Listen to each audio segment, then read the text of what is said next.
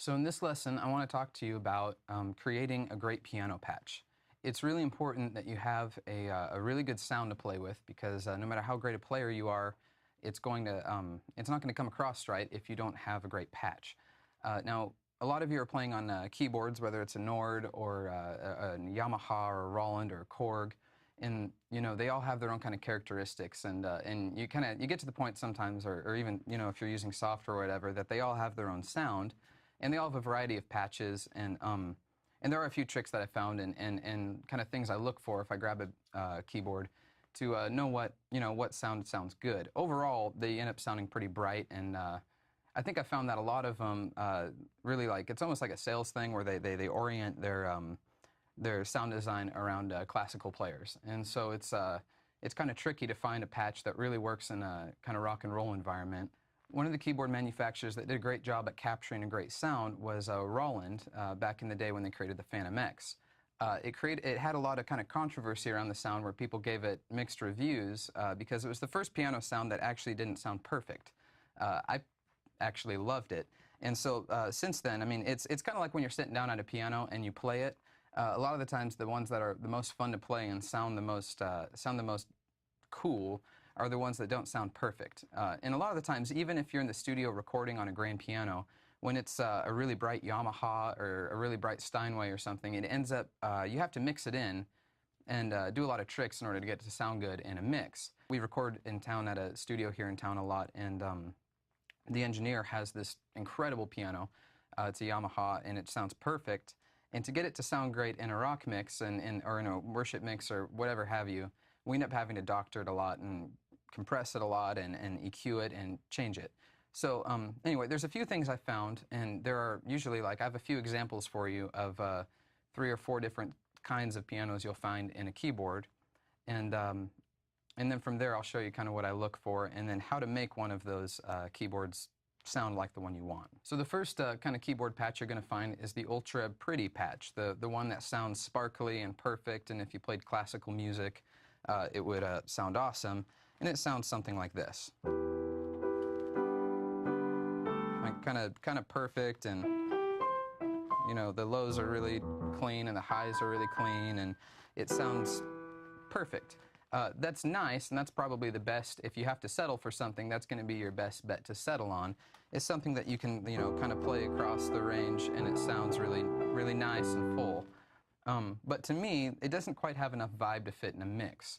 So if I have to choose, I choose something a little darker. And the second kind of sound you're going to find is one that's pretty fake sounding. And a lot of people find it ultra cool to have a fake sounding piano. And sometimes, that's true, and I've used it. But overall, it's kind of a subpar example of what a piano sounds like. And there are definitely ways to use this kind of piano if you're doing a rhythm. It can kind of fill out and work, or that. But overall, that's not going to do you really well across the board. And something you're going to want out of a piano patch is something that works in every circumstance, whether it's holding out whole notes, doing rhythm, or playing a lead or an octave thing. I find it's really nice to have one patch, and so while this kind of fake piano works well for rhythm and the pretty piano can work well for things, I prefer something a little more well-rounded. And the third kind of patch you're going to find is one that has way too much character, and it sounds really nice on first listen, but when it comes down to it, it's going to sound too much like itself and too what's the word I'm looking for? Too distinguishable.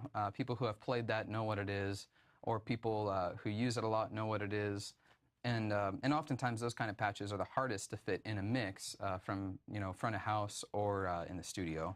That'll sound something more like this.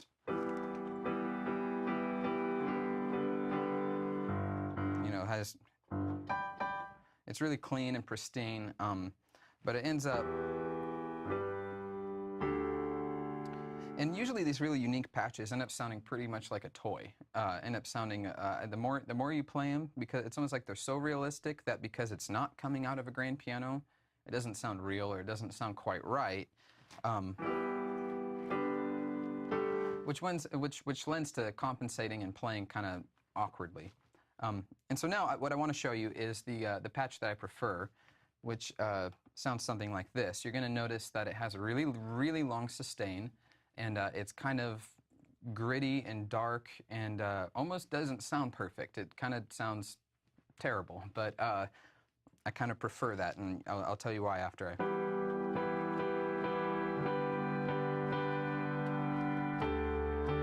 You know, and if I kind of lay into it a little bit, you know, it doesn't sound particularly clean. It's almost distorted.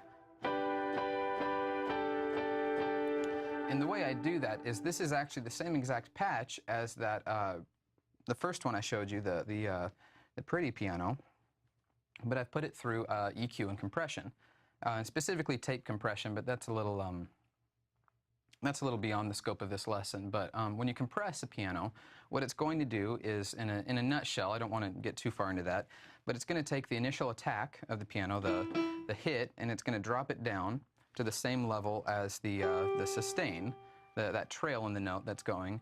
And then what it'll do is, on the tail end, it'll make it all louder. So basically, you have one solid waveform that goes on for as long as the patch will go on for. So this is the original patch. When I add a little bit of compression, EQ, and reverb to it, it sounds like this. And so you'll notice it sustains out forever. Again, little comparison. You know, it gets a lot quieter, a lot quicker.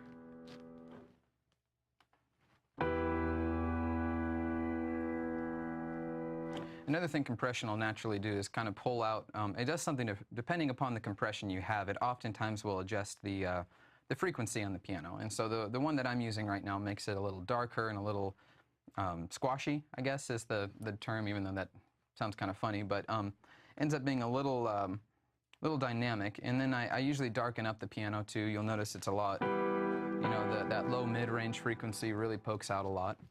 And this works really well because you're able to do stuff like, you know, hold out whole notes for a long time.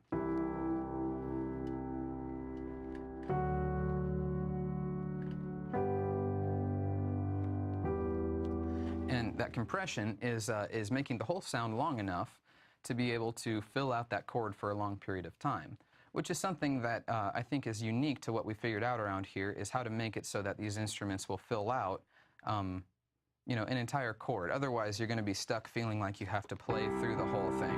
You know? And, you know, if I'm on this other piano playing the same thing, it doesn't necessarily sound bad, but we're not recording the piano by itself. We're recording it with a whole band. And so once the mix engineer throws you in the mix with your band, it's important that you continue to fill out the space that you're filling out. Otherwise, it just kind of starts sounding weird, especially when every other instrument has a lot of sustain. You have, you know, electric guitar that will be doing stuff that sustains a lot, and you'll have bass that'll be doing stuff, and the drums keep playing, and you know, the drums, while they might not sustain forever, there's always something happening, and, you know, vocals, obviously, as long as they sing.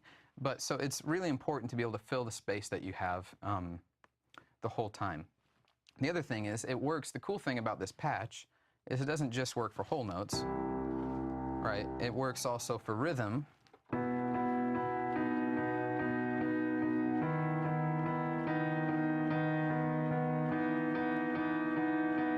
You know, and fills out a lot of space that way, where that other patch,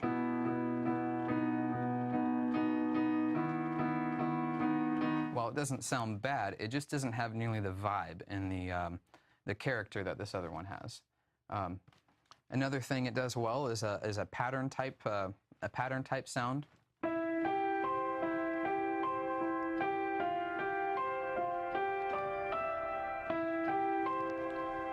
Something like that.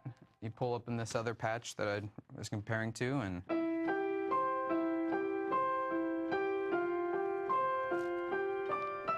you know, it's almost different enough that it's hard to believe that it's the same initial patch. It's the same sounds being played. It's the same. It's the same deal, but we're just adding some effects to it. The other effect that's being added is reverb, which you can hear pretty heavily. You know, this patch is pretty clean, no reverb. Which, if you don't know what reverb Reverb is, in a nutshell, again, is simply simulating a room, you know, the sound of being in a room. So you can have reverb that's a large hall or a cathedral or some clever reverb manufacturers and people make patches that are bathrooms and stalls and anything under the sun you can probably find a reverb patch for. And to be honest with you, I don't have a huge preference other than big on what patch it is. So this is the clean. Same thing with the other one. You'll hear it the reverb is that echoey kind of thing that's happening. And if I were to take that out of this patch to where all you hear is the compression and EQ without the reverb, give me just a second, it would sound something like this. You know, so it still works for, still sustains, that compression's still happening, but the reverb just adds a little extra depth.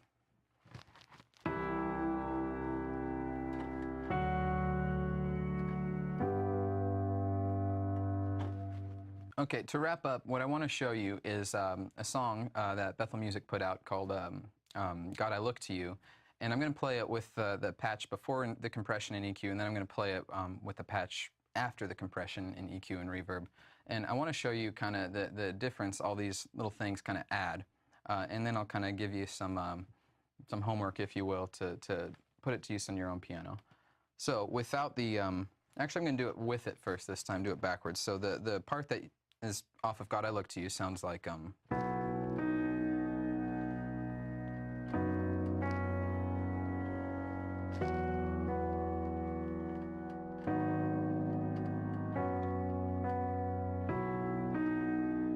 know, and then later in the song it kind of hits up an octave and does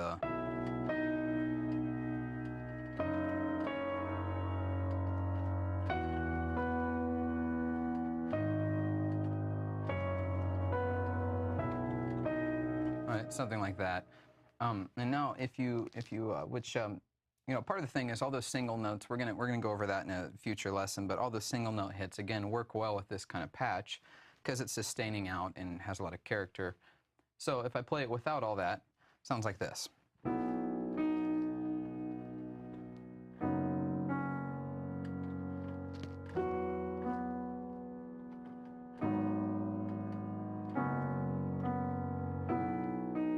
Right, and the octave sounds right,